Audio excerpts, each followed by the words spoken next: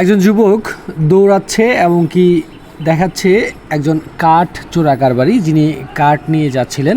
ঠিক সেই সময়টাতে বন বিভাগের অভিযান এবং কি তার সহযোগিতায় কিন্তু একজন কাঠ চোরকে, যারা বনের এই আমাদের বনের সম্পদ সেটা নষ্ট করছে, সেই বন সম্পদকে নষ্ট করা থেকে আটকাতে সেই রোমান কিন্তু তার নিজ নিজ দায়িত্ব থেকে কিন্তু কাজগুলো করে যাচ্ছে।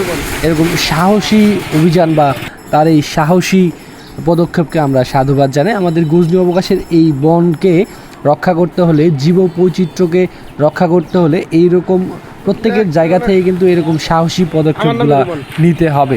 যেমনটি দেখছেন একজন কাঠ যে চুরি করে নিয়ে যাচ্ছিল, এমনটি কিন্তু আমরা ভিডিওতে শুনছি যে কাঠটি কোথাও হয়তো বা পাচার করা হচ্ছিল। সেই সময় কিন্তু বন বিভাগ এবং কি স্থানীয় রোমানদের মতো যারা আছেন তাদের সহযোগিতা কিন্তু প্রতিনিয়ত এমন ধরা হচ্ছে।